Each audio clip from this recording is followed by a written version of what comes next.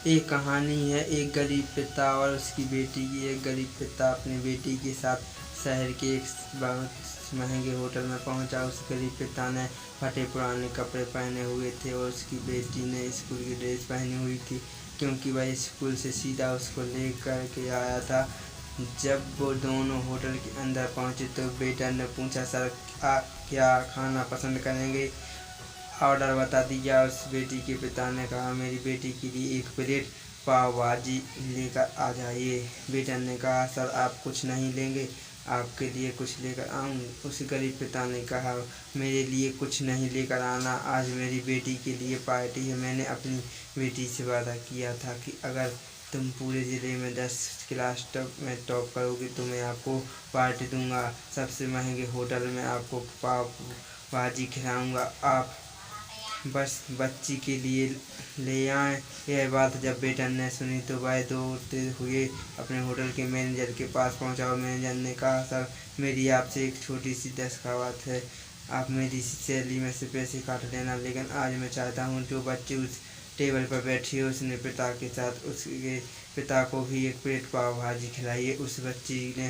पूरे ज़िले में टॉप किया। सर वो गरीब पिता और ज़्यादा पैसे नहीं होंगे इसलिए कह कर रहे हैं कि सिर्फ बच्ची के लिए ले आओ, तो सर मैं चाहता हूँ मेरी तरफ से उन्हें भी पाव भाजी खिलाऊँ।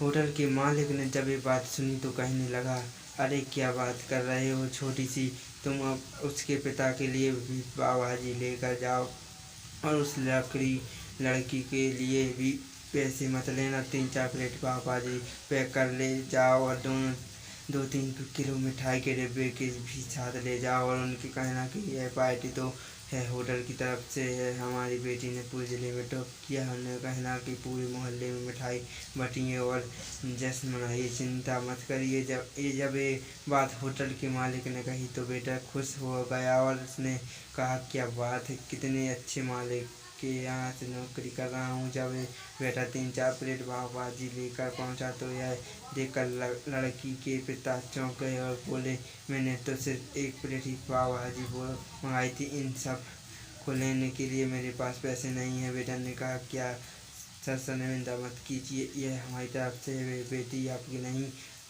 हमारी भी है बेटी, जिसने पूरे ज़िले में टॉप किया है। यह मिठाई के डिब्बे और 3-4 प्लेट पाव भाजी पैक कर दी है, आप इन्हें लेकर के जाइए और जश्न मनाइए। पिता और पुत्री खुश होकर वहाँ से चले गए। कई साल इस बात को बीत गए और उस बेटी ने इतने साल कड़ी मेहनत की और यूपीएससी की तैयारी करके कलेक्टर बन गई।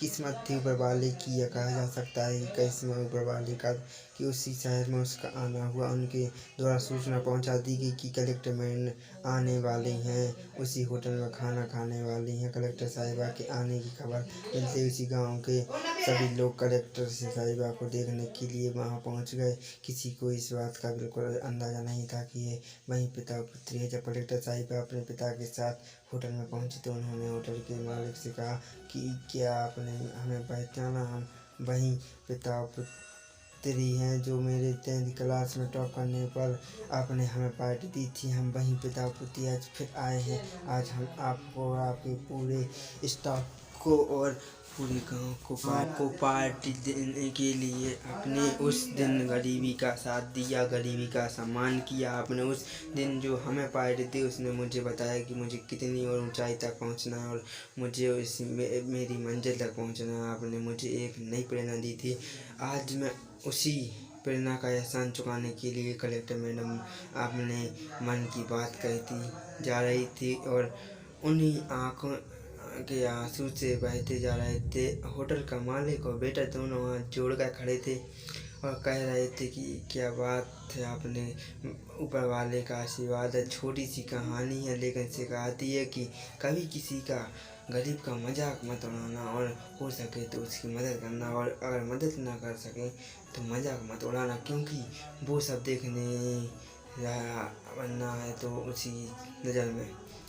धन्यवाद। वीडियो को चैनल सब्सक्राइब करें और लाइक